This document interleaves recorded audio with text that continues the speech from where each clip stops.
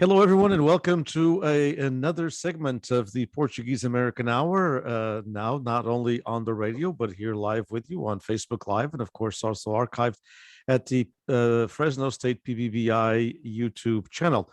It is our pleasure to have, as always, our historian, Dr. Monique Kelley-Vallance, PhD in Portuguese history from the University of California in Santa Barbara. Hello, Monique. How are you? World traveler, also, so she's also going to get a PhD in traveling. Okay. Welcome. That's true. So tell us what we are going to cover today. I know that, and thank you again for taking time to do this. I know that you just returned from a trip and you're tired, but we appreciate it. I'm never too tired for history, so it's okay. So I thought today we would talk about the Treaty of Tordesillas, kind of go with our little maritime theme that we've been doing lately. And we kind of touched a little bit on this when we talked about Columbus a couple of weeks ago. So, most people who know me know that I think Columbus was a buffoon, and I really just don't think he deserves any kind of holidays or festivals. So, but anyway, he's actually the one that caused this whole treaty to be signed. So most people, associate Columbus with the discovery of the New World, right? Discovery of the Americas in 1492. And just kind of preface it for those who haven't, who don't know much or haven't been following along with our podcast. Columbus had this crazy idea that, why are the Portuguese going south along the coast of Africa? That's just wasting time. If you want to get to India, the easiest way to do it is sail west, which normally anybody would agree with him. However, what he didn't understand is that it's a 9,000-mile journey from Portugal to Japan. And Columbus thought it was only 2,000 miles. He was basing his hypothesis on false evidence. He didn't have the correct scientific data, which, remember, they did not think the world was flat. Pretty much every Renaissance medieval scholar, even the ancient Greeks, knew the world was round, and they also knew how big the world was. They just didn't realize that there was the American continents were there in the middle of that ocean. So in the mind of Don Juan II, when Columbus went to him first and said, hey, I have this idea, why don't we go west? He said, you're crazy because you'll die. I mean, it's 9,000 miles. Nobody will ever make it that far. This is why we go down the coast of Africa. Long story short, Columbus convinces Fernando and Isabel to do it. And they invest in his crazy scheme, and he lands in the Americas, in Cuba. And he's like, I made it to India, which is why we refer to Native Americans as Indians, right? Even though they're not from India. So Columbus starts feeling pretty good about himself. He's like, the King of Portugal told me I was crazy. The King of England didn't like my ideas. And I proved all of those guys wrong. So on the way home back to Spain, he decides to make a little pit stop in Lisbon to rub it in Don Juan's face. Ha ha ha. I made it to India. You said I couldn't. There are islands there. And I did it, and I didn't need you anyway. So Don Juan was like, well, that's very interesting if you made it to the islands over there, because that, in fact, violates several treaties.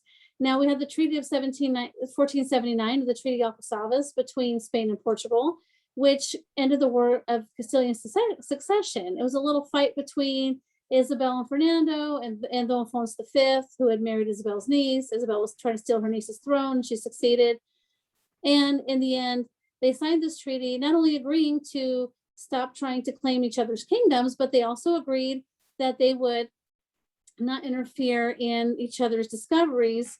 It's actually one of the first international diplomatic documents. It's actually pretty significant. And also in 1481, the Pope also signed a bull that said that only Portugal was allowed to go south of the Canary Islands, down the coast of Africa, and that the Canary Islands would belong to Castile. So any other country that was caught going that direction would be excommunicated from the Catholic Church. So that gave Portugal this enormous advantage in getting to India, right?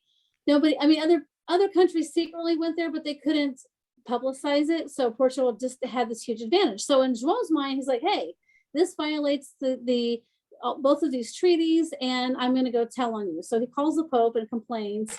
And then in the end, of course, we do know that this was not India, but a new land. And so they decided to sign a new treaty, which we know as the Treaty of Tordesilhas, which was signed in Tordesilhas on June 7th, 1494, between the Castilian Aragonese and the Portuguese king. So this treaty, instead of dividing the world in half like this, divided the world in half this way. Now, the initial treaty put the line of demarcation 100 leagues west of the Cape Verde Islands. So Cape Verde is in Africa, and so they used that as the basis, and it was 100 leagues west. Dom wasn't happy with this because he didn't feel it gave him enough land. He felt like it was giving Castile too much. So Portugal had everything west, east, and Spain had everything west. So he decided to try to renegotiate with the Castilians, with Fernando and Isabel. Of course, Fernando was the king of Aragon, not Castile, but and he, especially once Bartolomé Dias had rounded the Cape of Good Hope, João was afraid that this 100 leagues wasn't going to be enough. So instead, he negotiated with them to extend it to 270 leagues west of the Cape Verde Islands, which at the time they didn't know that there was anything there. And of course, I mentioned a couple of times before, this has led to some conspiracy theories that João already knew that Brazil was there, because of course now we know that 270 leagues west of the Cape Verde Islands is almost the eastern coast or the western coast of Brazil. So this is the reason why Portugal was allowed to settle Brazil and didn't have any troubles with Castile, because it did land on the correct side of the line. And of course, as we know, Pedro Alves Cabral landed in Brazil in 1500, so not too long after. And there's a very good possibility that João did know that there was something there, or because Columbus had landed there, he wanted to make sure he had his piece of the new pie. We don't know. Dom João's knowledge of the what was being explored by the sailors is, was all compiled on something called the Rose Map that he kept this under lock and key. So every time there was a new discovery, they would add to the map, and it was top secret, very, very, very confidential. And so we don't know what João knew, but it's very possible he knew. And I always think it's kind of fascinating to think about, why 270 leagues? Why wasn't he happy with 100 leagues? Because he already had everything west, right? Asia, Africa. And so this new thing was supposed to be for Spain. So, Indeed. Yeah. Yeah. And he and why that amount? I mean, why not 150 or 175? Right. Why go? I mean, there's a big difference between 100 and almost 300. Right. So maybe they knew Brazil was there and they figured it was about, it was about this big. So let's just. Yeah, it's maybe they knew there was some kind of a land mass in that area, without knowing what it was. That's always been a theory that's fascinated me, and it seems like we'll never know, or for sure. Yeah, I know. Unfortunately, it's like because of the terremoto of 1755, the palace, when the palace fell, it took with it, the archives all went too. So what we have is what was not destroyed in the earthquake. And so there's a lot of missing things, and I'm sure that that's one of it, that probably would have been something we would have learned. But it's, again, maybe something will turn up some point, because again, Portuguese history is not as extensively studied as other countries. And so if we maybe, it just hasn't been uncovered yet. It's very possible. I hope somebody does uncover it. That would be amazing. Now, what's interesting though, is that even though they talked about the line, how far west to put the line, they never mentioned how long the line should be, or the degrees. So that's something that was hotly debated between Portuguese scholars and Castilians. Of course, we know the Reformation comes in 1517, and after that, any country who considers itself Protestant is not going to care about the Treaty of Tordesillas. So to them, that doesn't exist. The Pope did it, so that means it doesn't matter to us. And that's, of course, when we get to the Dutch, they're just going to totally disregard everything altogether. But it does hold, at least between Portugal and Spain. Mm-hmm.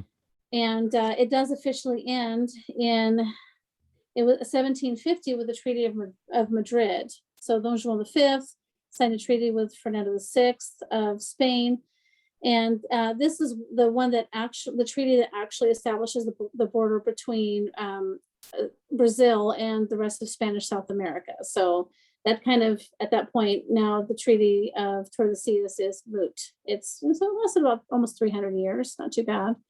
But yeah, it's very important, at least in the Portuguese and Spanish world, because it puts off any fighting over explorations for a long time. You mentioned just a couple of things I'd like to get your comments on. First of all, when you talked about the everything, every time they found something that was added to it, and it was of course kept under the utmost secrecy, it's kind of like those things were as important to Portugal and Spain and Europe in general, but those two countries that were kind of competing, not kind of, they were competing with each other.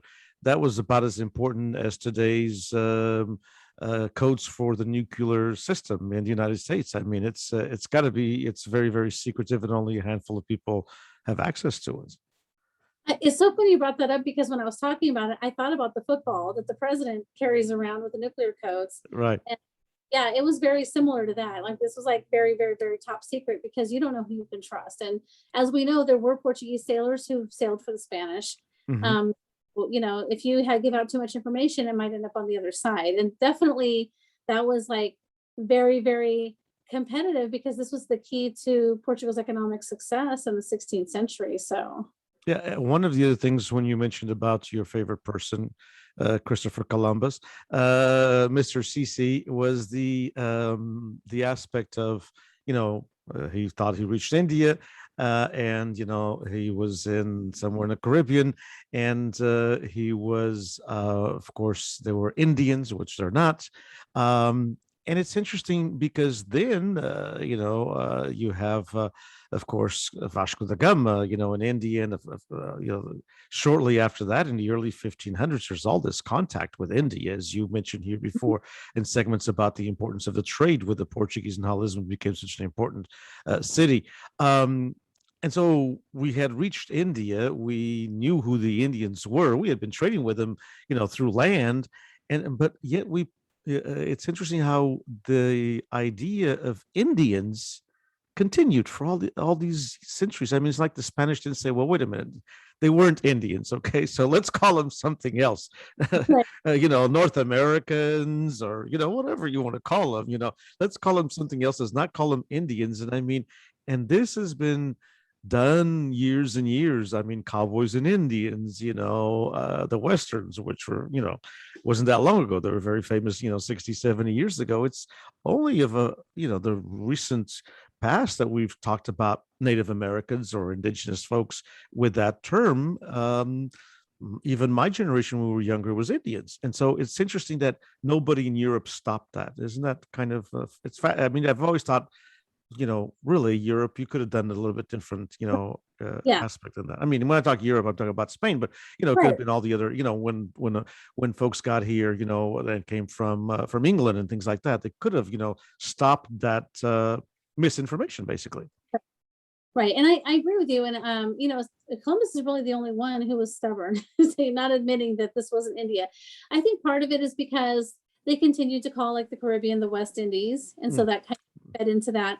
I think also that, the Europeans didn't know what to do with the natives when they first saw them, because they're not mentioned in the Bible at all. And so this was kind of a shock to find this new type of people